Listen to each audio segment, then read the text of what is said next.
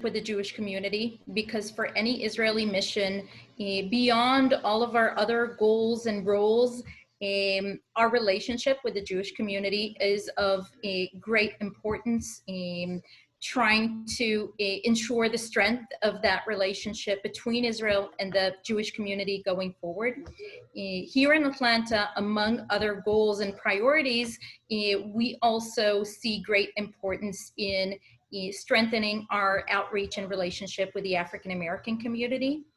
And very frankly, and I think I've discussed this with some of you also in private conversations, prior to arriving here, and I think a good few months also into my role here, it was only then that I actually became aware of the Black Jews within the community. And I think that in looking at the Jewish community, this is a very important community within the community that we are very keen on getting acquainted with and seeing how we can work together to have the conversation and to see how we can strengthen the relationship from our perspective from the Israeli consulate. So welcome the opportunity and would love to learn more during our discussion about your perspectives. Thank you. Constable Sultan Dadon, I just want to pick your brain a little bit about what's happening here in the United States, and as well as what's happening in Israel. And of course, as I mentioned, the discussion tonight will cover Israel, the Jewish diaspora, as well as Black Jews. In light of the recent global responses to systems of injustice in the United States, what is Israel doing to address domestic issues of racism as a nation state?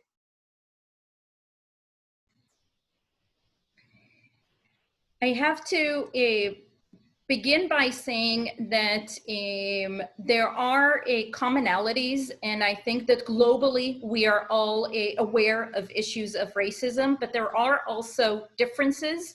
The situation here in the United States is different than it may be elsewhere. It is different than the situation in Israel, certainly. But having said that, Israel at 72 years young, the modern state of Israel, is still a work in progress, and we do have issues to address, racism being one of them. This has received acknowledgement from the Israeli government, who in 2016 established a special unit within the Ministry of Justice, tasked with coordinating with all government and non-government agencies anti-racism in order to identify how it can be prevented and how it can be addressed and dealt with where it does exist. And I think that though we cannot say that we are yet where we want to be, we have made a significant progress. One of the examples that was cited by our Minister of Immigration and Absorption, a cabinet minister, Pnina Tamano-Shata, of Ethiopian origin, is that of young Israeli Ethiopians who in 2015 accounted for 40% of young incarcerated in Israel. And today, she has cited 10%, some say between 10 and 18%. It is still too much, but the change is there and the process has started, and I think that that is the direction that we are looking to continue in order to further reduce those numbers. But the process of change is in the making. Thank you. Dr. Johnson, you one of the co-founders of the Multicultural Jewish Alliance, a social group, as well as I wish I had time to go through everyone's bios, but truthfully, we would spend a whole day just going through Dr. Johnson's. And but one of the groups that you co-founded was the Multicultural Jewish Alliance. Can you talk a little bit more about how that group came about? What prompted you to initiate the group, and kind of what the group looks like? Sure. Well, the need of the group actually came from the absence of, representation of Southern Jews or Southeastern Jews in the U.S. Really engaging in Jewish community, Jewish life.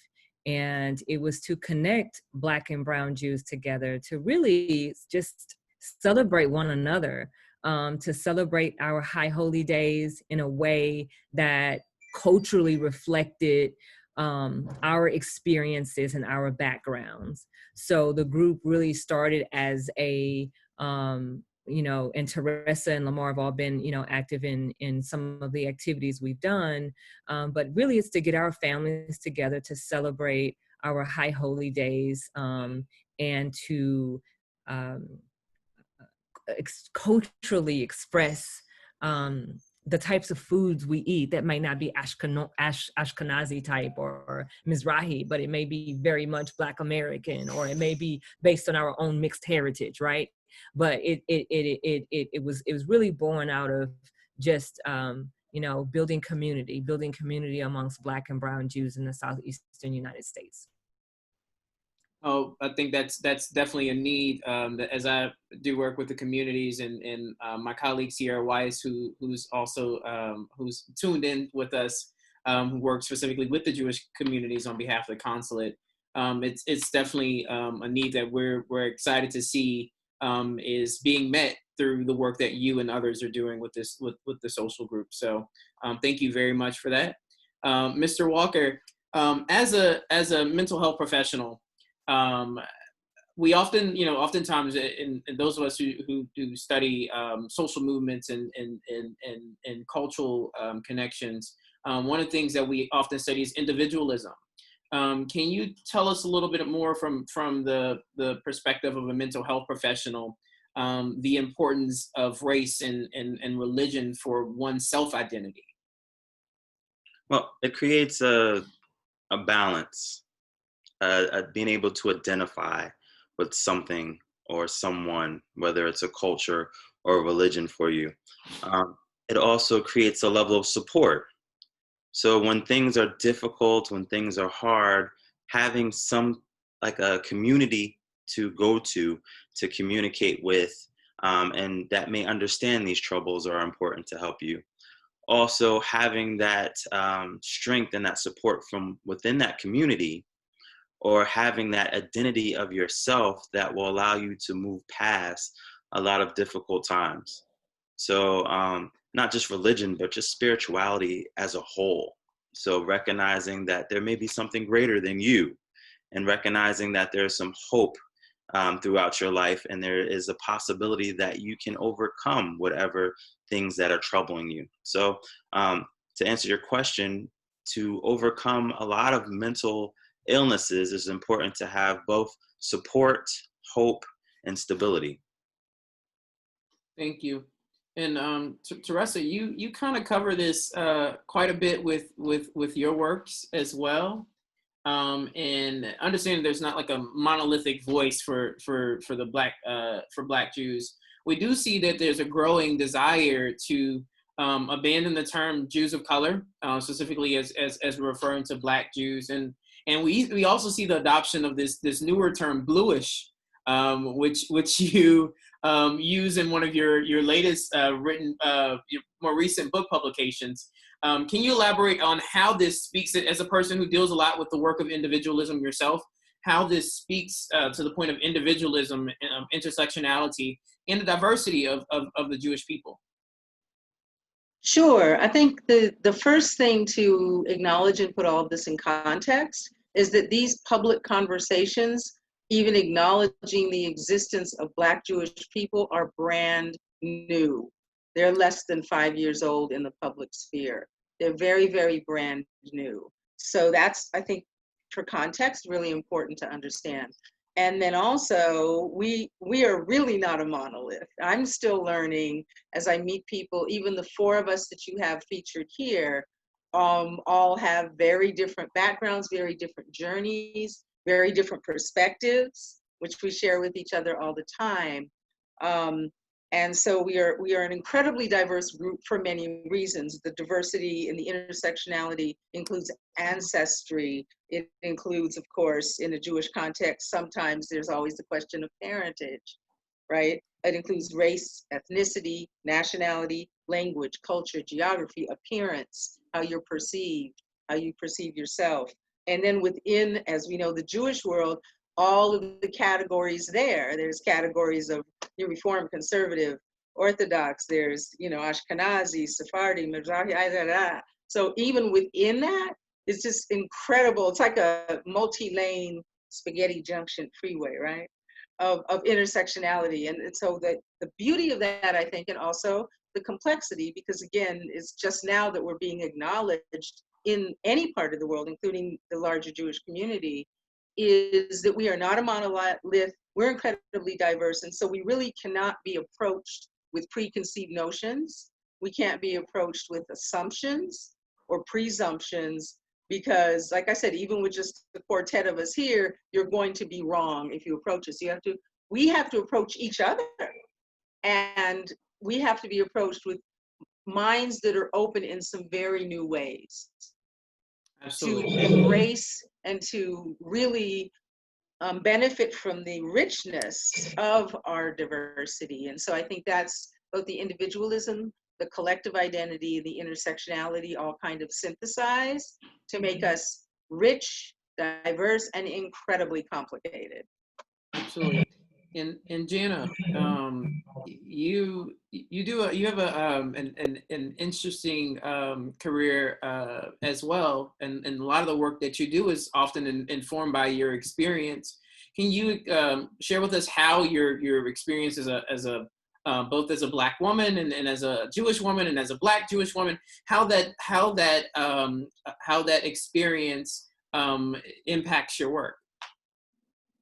Well, my Black experience, first of all, shapes my work in consulting with healthcare professionals by letting them understand their audience. So my last job was with a company that was handling personal care services with people or for people with Medicaid and very poor communities. So getting them to understand their audience and understand Black preconceived notions of the healthcare system, some of the issues that the Black community has with Black bodies being abused by the healthcare system in the past, not trusting the healthcare system.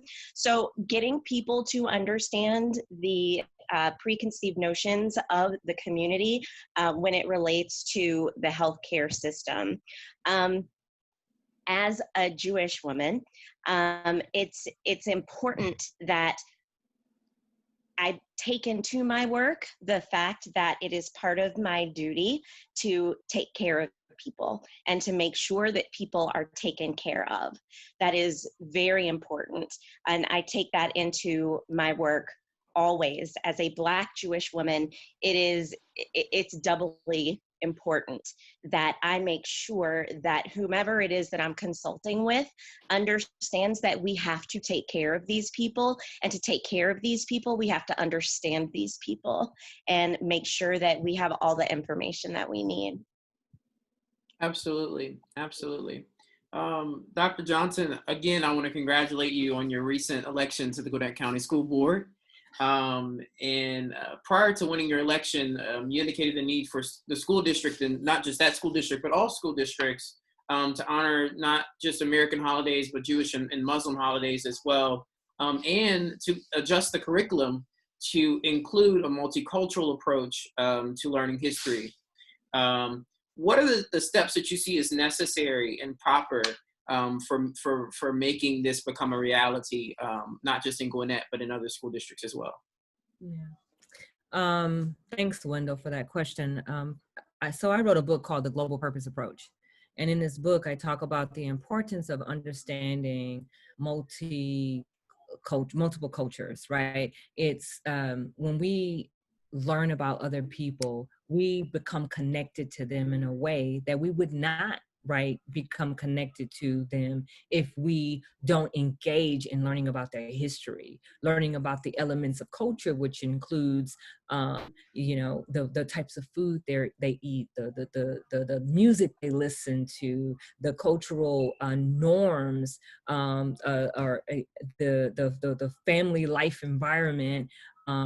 But these are things that, like in the global purpose approach, I really really delve into the importance of learning these cultural nuances to better connect with people. I believe that when we can connect with them through the aspects of culture and through their language, then it creates a bond. And I know from personal experience, when I speak Spanish, it's a whole different experience, right, than when I speak English. If I say something in Hebrew, I speak, very basic Hebrew, but it doesn't matter. If even when I speak the very basic Hebrew, there's oh, wow, like there's a whole different connection, French, and, you speak French to someone, and then it's like, wow, they respect that. And so, so the idea around understanding multiple cultures in our curriculum is really connecting our world, and is connecting our people to really embrace one another, to respect one another, and to celebrate one another. So wait, we've moved beyond acceptance. We are now at a point where we celebrate differences and similarities, and that's really important to me. So now, as a newly elected school board member, I am committed to advocating for Indigenous studies. I am committed to advocating for Black history prior to slavery, but really exploring what it means and what it meant to be Black in Africa, and celebrating the rich, beautiful history of the Jewish people in Africa, the Jewish people in Asia, the Jewish people in all parts of the world, and exploring what that means and what that looks like. So I'm sorry, my dog is. So the idea is I see that someone's in the background agreeing with us.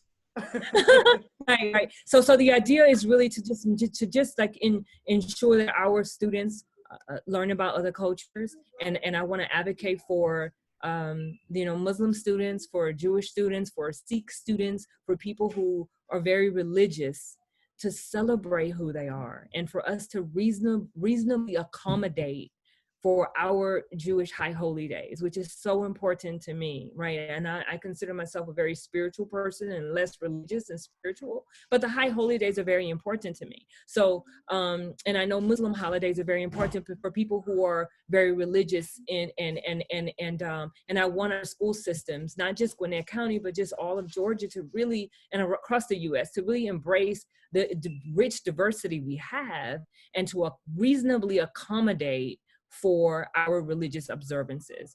And the way I plan to do that is to continue to listen to the community, meet with principals, get their support, listen to the teachers, advocate on a grassroots level with the teachers to accommodate and provide some flexibility in the classroom around teaching and education.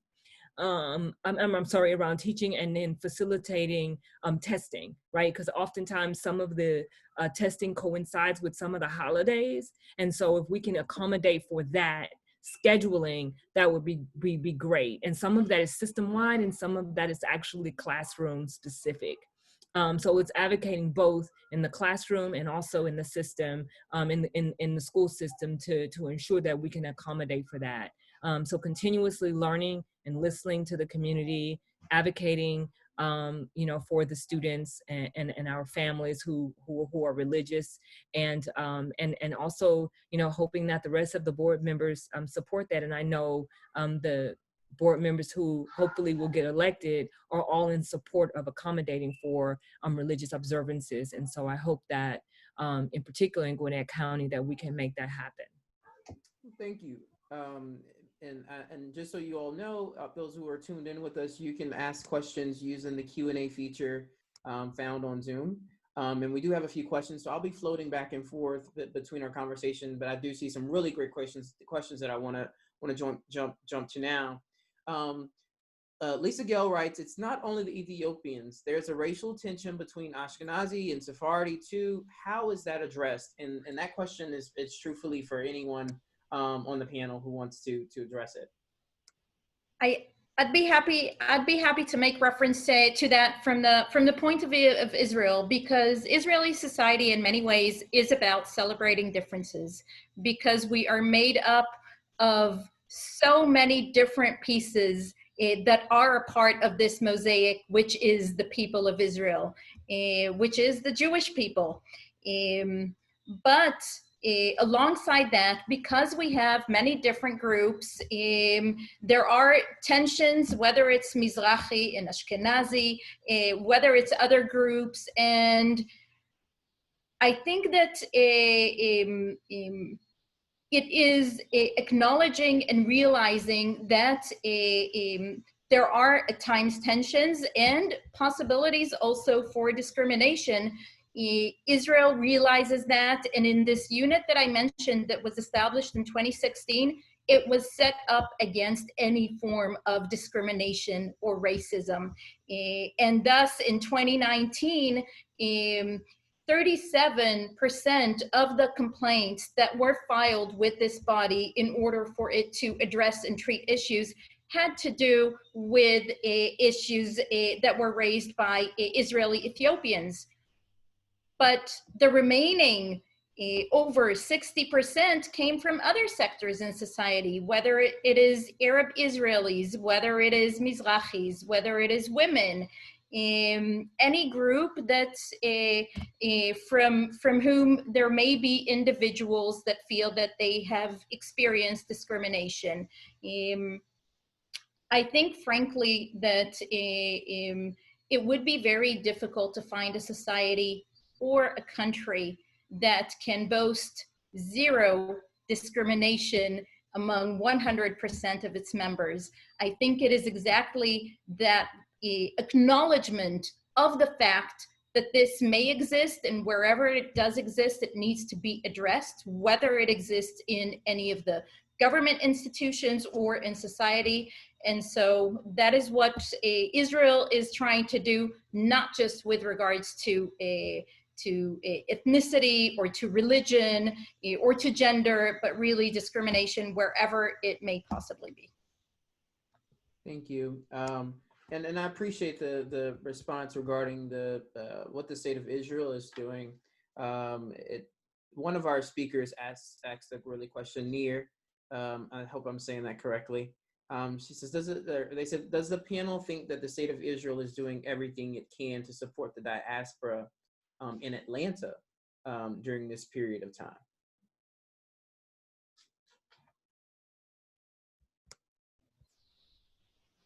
So that, I understand that is not to me, but to the other panelists? Yeah, it's to the whole panel.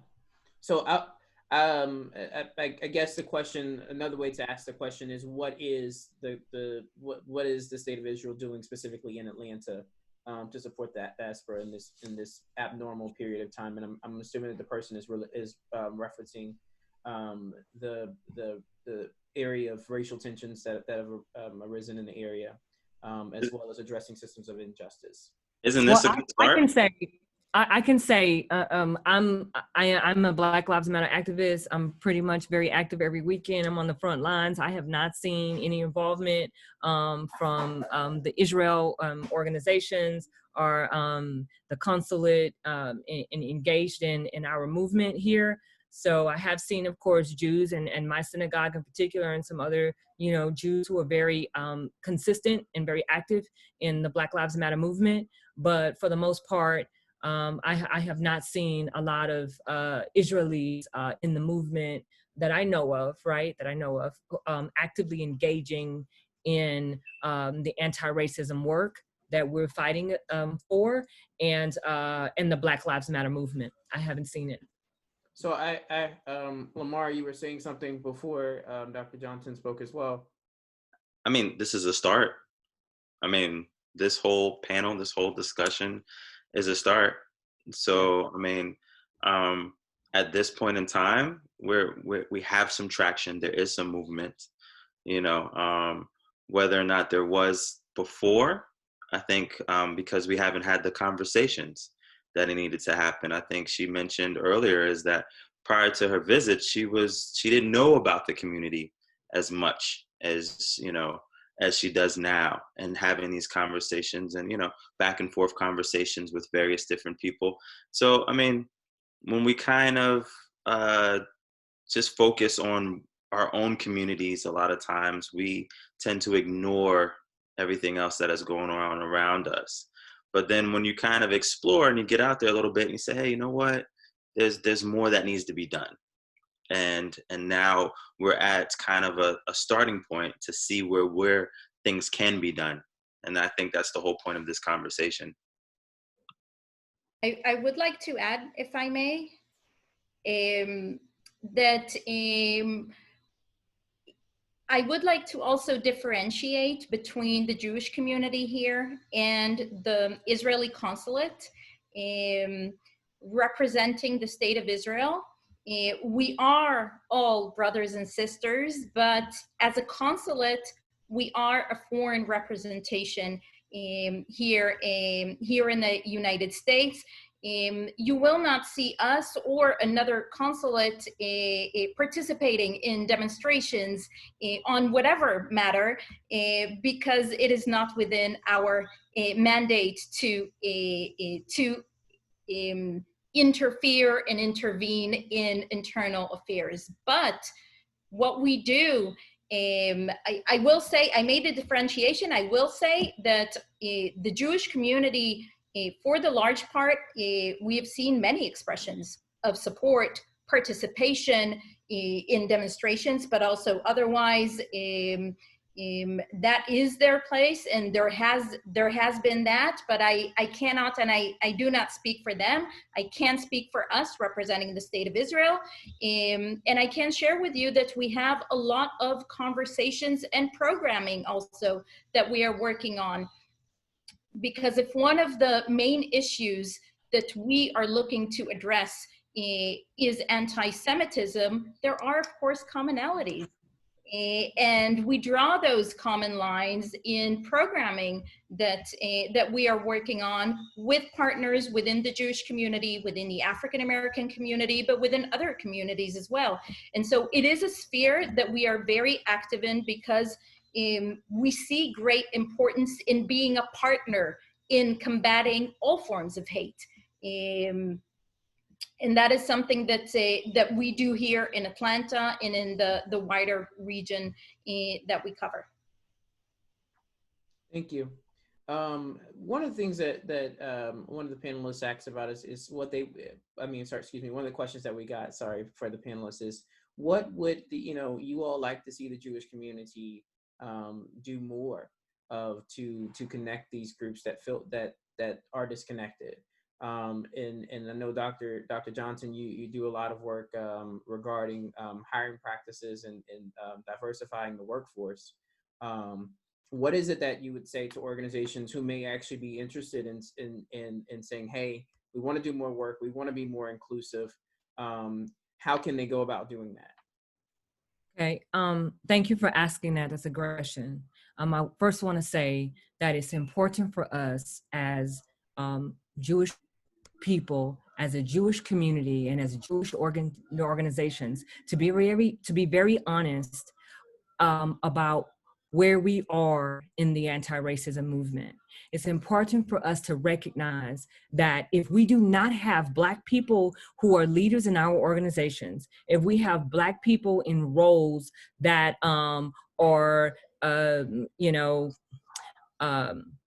servant type roles, like, cleaning the floors, washing the dishes, serving the food, right? That there is an issue in our organization if that's the only place we see Black and brown Jews, are Black and brown people, right? If we don't see them in other areas of the organization integrated throughout all of the levels, then there is an issue. There's a structurally racism issue in our organizations. So first of all, we have to be clear about understanding where we are as an organization. And most of the organizations, I'm going to speak for Atlanta, Georgia, most of the organizations in Atlanta, the Jewish organizations, do not have Black and brown people, including the Israeli consulate, except for you, Wendell, hallelujah. But we don't have the representation in a meaningful way like we should, especially when you have the rich diversity of such a great city, a great community of qualified intellectuals who are Black and brown. There's really no excuse. So I think the first thing I would say is for organizations to recognize and to admit that, yes, we have a structurally racism issue in our organization. And a good example to start with is Ben and Jerry's ice cream. They are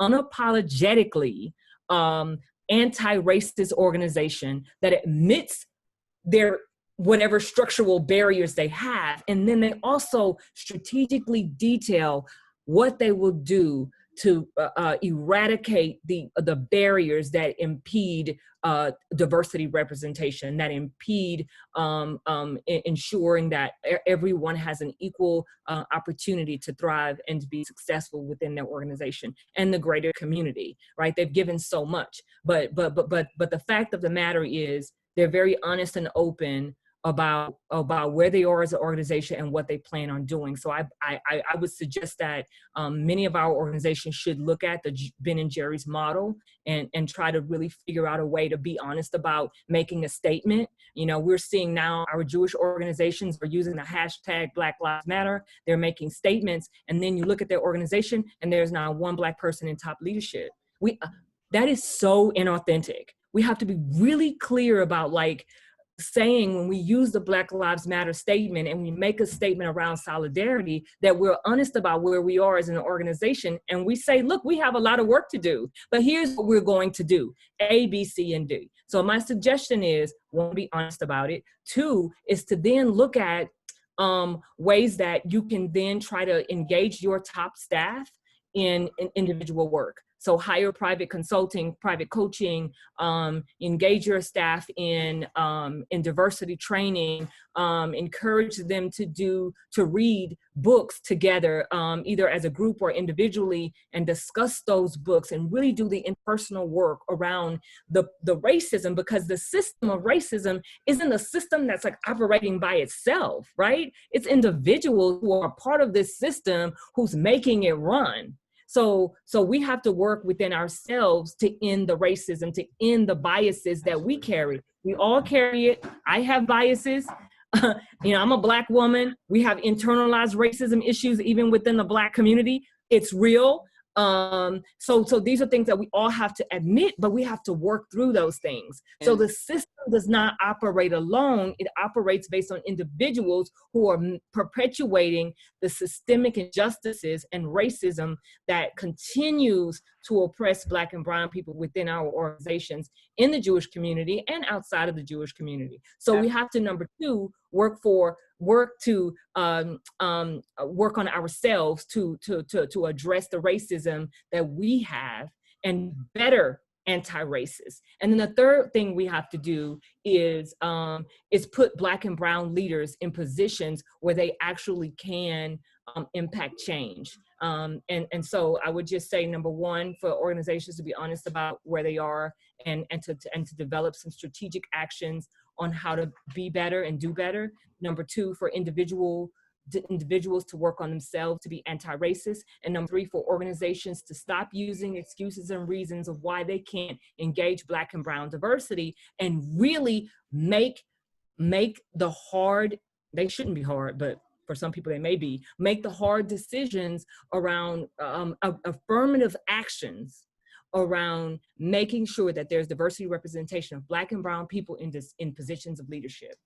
Thank you so much. And I think that you honed in on some really great suggestions for these organizations. I'm not a panelist, but I can share with you that the work that the consul is doing, that in my role as the director of external affairs, we have a team of people who are committed to this work. Not often shares things that she finds. Right now, our team is very small, by the way. We have a team of 5 political directors. I'm one of the 5 of the 5 directors on our political team. I share things with the team. I'm enlightening them. They're enlightening me about the Jewish culture as well. You talk about basic Hebrew. My Hebrew is at the lower level of the basic level. I'm still in introductory courses. Thankfully, I have colleagues that share with me about that. And then one of the things that, like I said, I enjoy being serving with a leader who is committed to the work. And part of it is why we're having this conversation.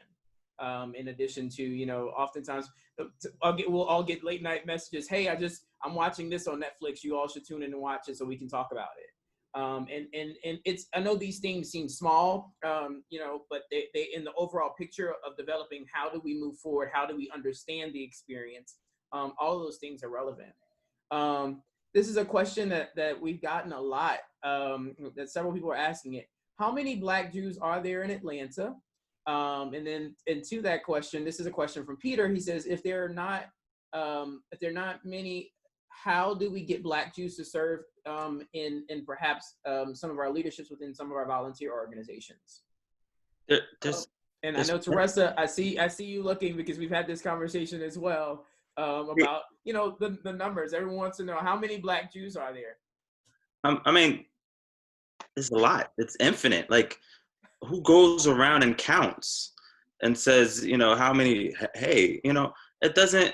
That question has an undertone for me.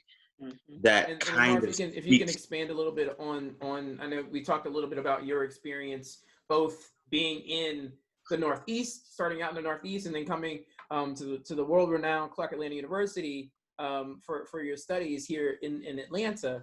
Can you touch a little bit on the experience? Because I know that's a question you get, along with another question, and I'm sorry I'm jumping in here, but if you can answer these 2 questions, the question of how many Black Jews are there, and then another person, they ask about your journey to Judaism, and if you're willing to share. Those questions have some racial undertone to them. If I can't help but think, if I was of a different color, would that even be a question? So that, but you did ask about my story, so I might as well. But that particular question I would love to just interject briefly. I perfectly understand what you're saying, and it was clear to me when I saw the question on the screen regarding the journey. But since we are here in a conversation with more people, I would love for you to clarify, for the benefit of everyone, what is really behind that and what you see in it. Yeah, the racial, can you unpack for, I think we all on the call understand the racial undertones, but for someone who may be on the call who doesn't, they don't see any racial undertones to it at all. Can you unpack that as well? I mean, because then that's, I mean, there's so many assumptions there. And it, gosh, okay. It's frustrating too. Just, I saw the questions and I was like, oh my gosh, really? But Judaism as a nation, as a culture, is very diverse. I mean, there's Asian Jews, there's Indian Jews, it's just, I mean, if you think about it biblically, when the children of Israel left Egypt, there was a mixed multitude with them.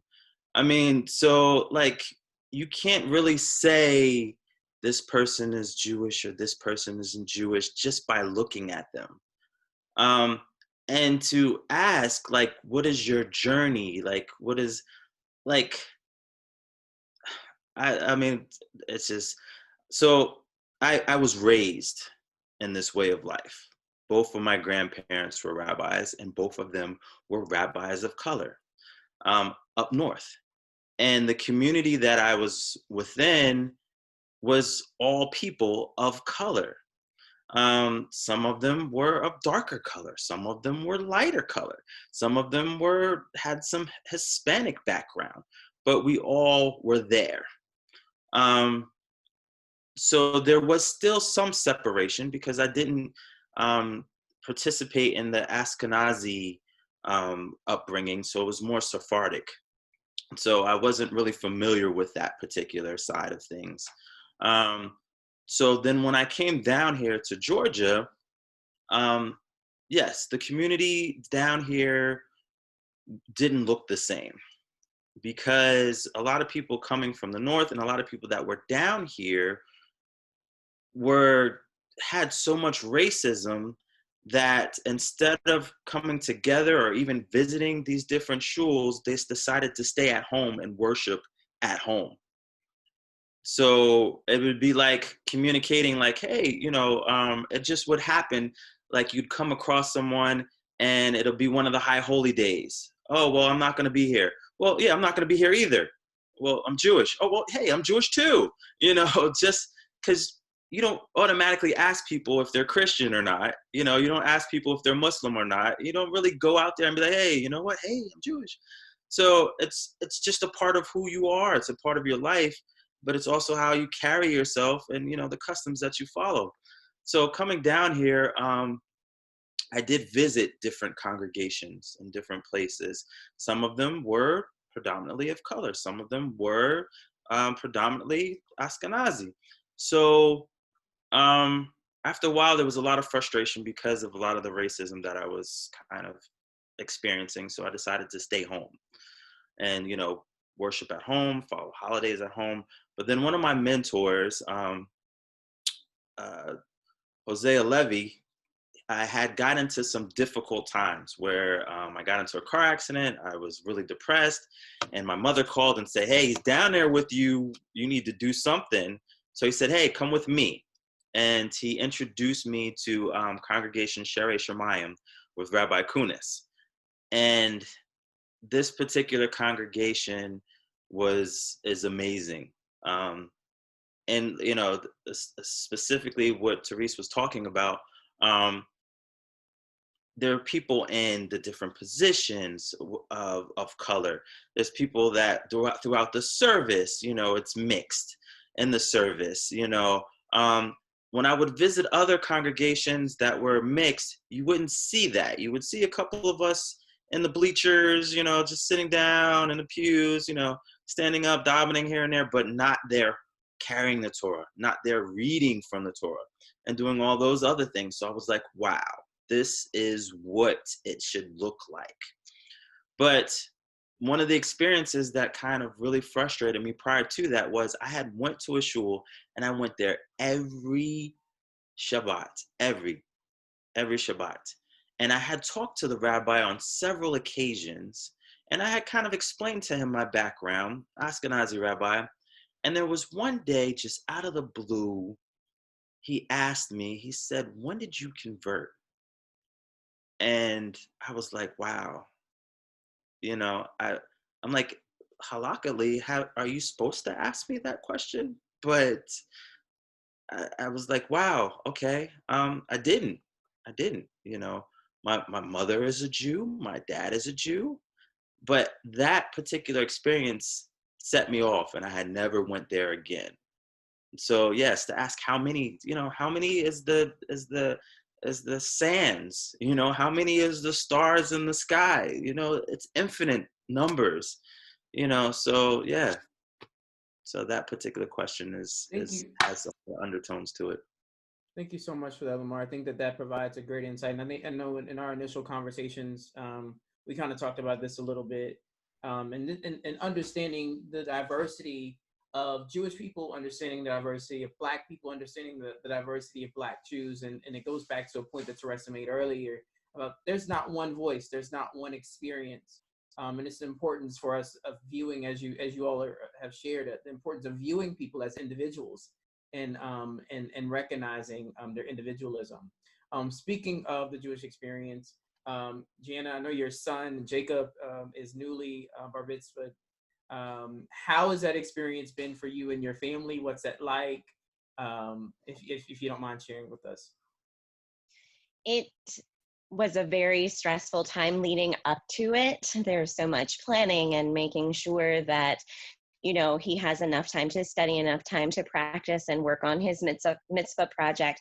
It was a beautiful celebration. It was wonderful. We were very lucky that we were able to do it at shul before COVID. We didn't have to do it over Zoom like so many of his classmates are doing now.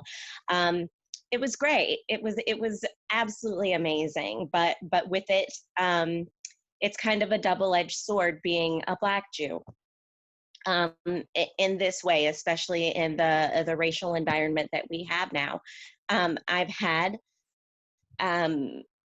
age-appropriate discussions with him about racism, probably starting when he was 7, 8, 9 years old. But now that he's become a bar mitzvah, he's 13, he's taking after my husband, thank goodness, and he's about 5'5", 5'6" now. He's not in this country looked at as a child anymore. He's a Jewish adult, but in the eyes of the United States, he is a grown Black man, unfortunately. They won't look at him as a child. So this year, in the environment that has been, last night I heard a great term. It's the Great White Awakening of this time period in the United States, of people understanding and really coming to terms with the racism that we have been experiencing for a long time. We had to have a very different conversation with Jacob. He actually brought the video of George Floyd to us, and we didn't have a chance to think about what we were going to say. And we had a very heartbreaking, a very real, and a very raw conversation with him about how he's going to have to navigate this world, not just as a Black man, but also on top of that, as a Black Jewish man, and what that means and what that's going to mean to him. It was a difficult conversation. Like I said, it was heartbreaking. It was upsetting and frustrating that I would have to have that talk with my son that I know other people will not have to have with their children. So again, it was a beautiful time. It was fantastic, but with it came some challenges being a Black Jew. It's different. That coming of age ceremony has a different meaning to a lot of us. Thank you for sharing that with us. We have another question from Lisa Gell. She says she's worked in Ethiopian population in Israel in the early 90s. And she's wondering if Black and Brown American Jews have more opportunity to make /find/join a religious community in the U.S. where so many diverse sects exist. Would the panelists like to share the sect in which they practice, if you do? In Israel, with one primary sect, the Orthodox, there feels like there's less room for diversity of any kind, including color, but also gender and orientation. I would like to hear how the panel feels about this. And this is a really great question because it covers a bunch of different topics. It talks about the diversity in Israel, which based on Lisa Gell's experience, she doesn't see it as diverse as the American experience. So if you all don't mind sharing different sects that you practice in, and if you're practicing, and what your experience has been like with those particular sects. Well, where I'm at now at Sherish Shemayim, they're, I guess, considered traditional Orthodox. So, you know, in the seating, there's separation in the seating. There is the option to sit together, but there's separation. The service is, you know, a traditional service. You know, we use the traditional Siddur. So traditional Orthodox type of, you know, we make sure we have our kippahs on and talis. And I grew up in Orthodox traditional setting as well. So. Would anyone else like to share?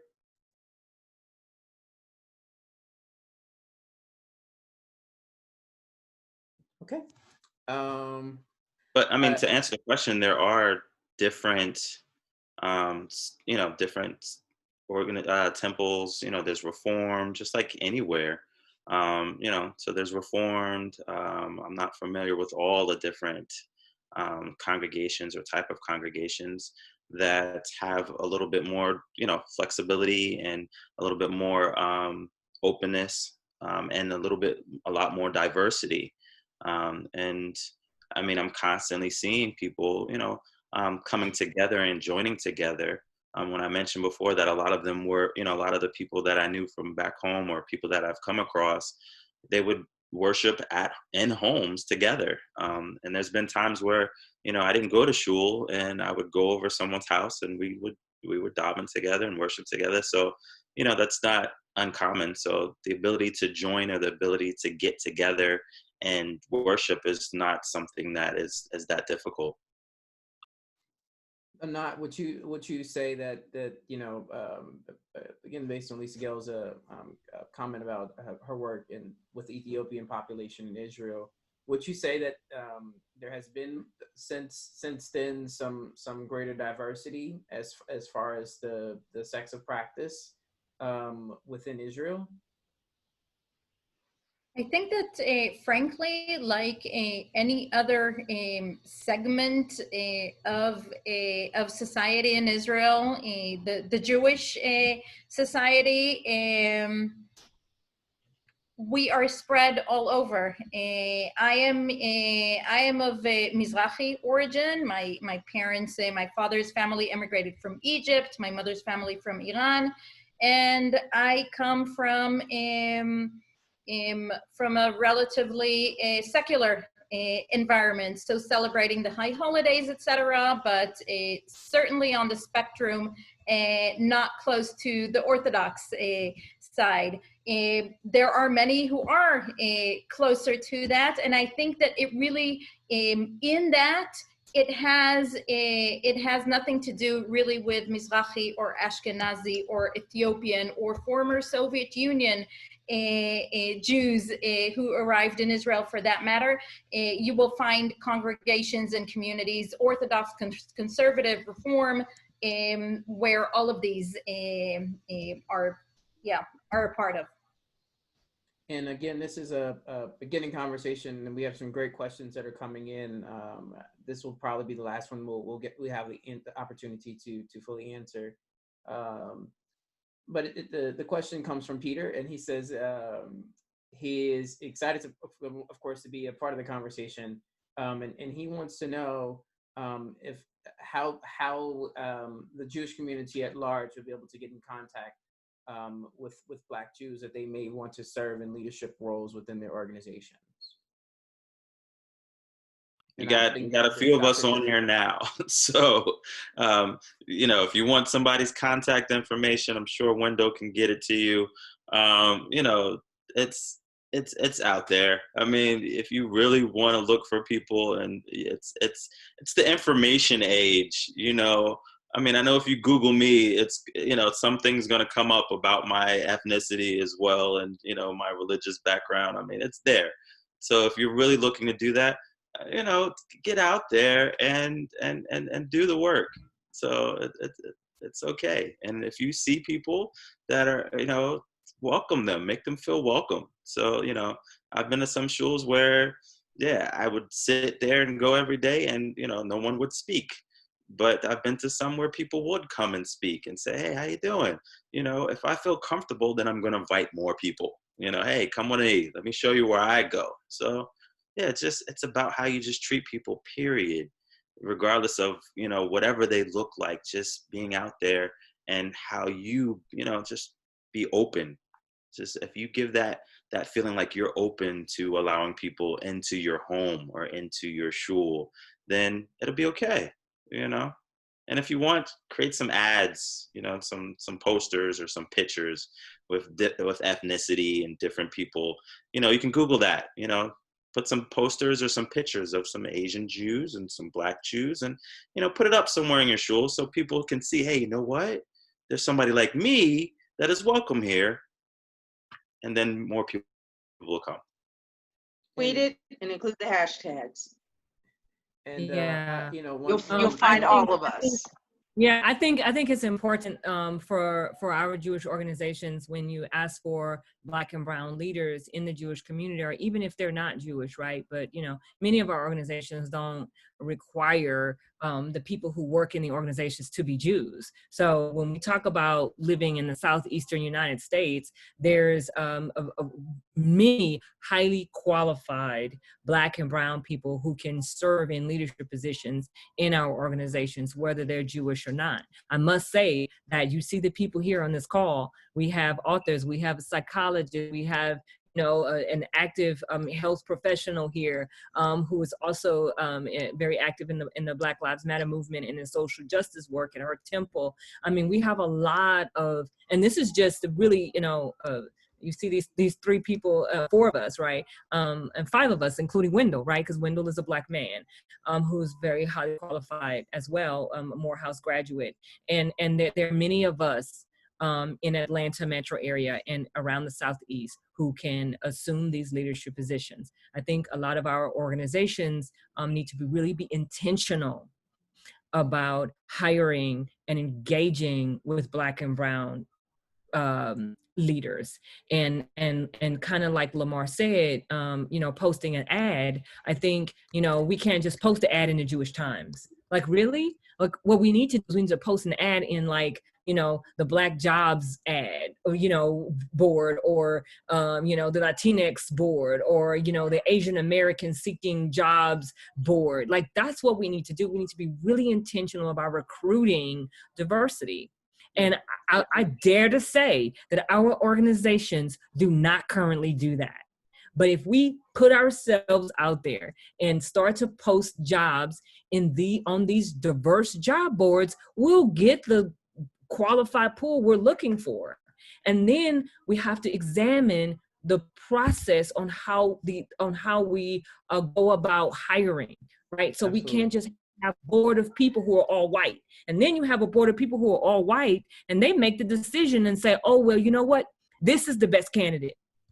Here's the thing. This is the best candidate, and you feel the most comfortable with that best candidate because that candidate looks like you. That candidate comes from your community. That candidate, you feel less biases towards. But that's all part of what we have to work through when we're trying to find the best candidate, because what tends to happen is the best candidate ends up being someone who you feel comfortable with. And you can make all kinds of reasons and justify it objectively on why you say this is the best candidate. But really, if you kind of open up and if you have a diverse panel, so here's what I would say. I would encourage all of our Jewish organizations to ensure that you have a diverse panel. If your organization does not have people who are diverse, like racially diverse, then hire an outside consultant, hire a firm who can help you with that. And then you make sure you have a diverse panel of people who can give you perspective on indeed the best candidate for the job. But many organizations, Jewish and non-Jewish, tend to pick the best candidate because it ends up being the candidate they feel comfortable with because of their own fragility, because of their own racism, because of their own biases and prejudices.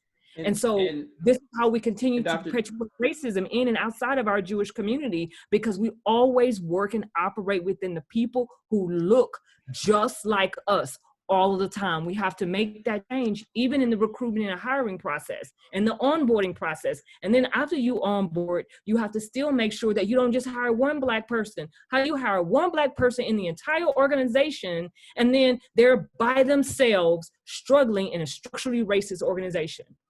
That retention is an issue then. So then you have to work on retention. So like our organizations have to be very, very purposeful. And how Dr. we Johnson, we listen. This is that's a discussion within itself. Diversity, equity, inclusion. We're not just talking about race. We're talking about women and those with exceptionalities as well.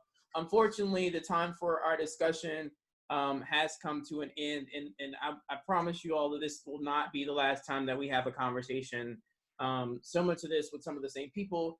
Actually, within some of our webinars that you'll be seeing soon, Mr. Walker will hopefully be included on it as we start planning things around mental health. Tomorrow morning at 10 o'clock, we're actually having an exciting webinar on cycling. Israeli cyclists, the Israeli Pro Cycle Team will actually be hosting a webinar. That one will actually be live on our Facebook channel. You can also register as well so that you can be able to ask questions while the webinar is going on. And then be on the lookout for some other things that we have. We have a few anti-hate series of webinars that we're planning within the consulate. We have some other Jewish community and Jewish ethics conversations that we'll be having. All this can be found on our YouTube, on our Facebook page, on our Twitter, our YouTube channel. We're pretty much on every major social media platform, and we're at Israel Atlanta, or you can search Israel in Atlanta. Thank you, Jana. Thank you, Teresa. Thank you, Anat and Dr. Johnson and Lamar. Thank you again, everyone. This will not be our last time. Stay tuned. We'll be back with more. And Thank you, Thank Wendell. you, everyone. Thank you, Israeli Consulate. Thank you so much. Let's talk again soon. Thank you so much. Thank you. Thank you so much. Bye. Appreciate Good night. Bye.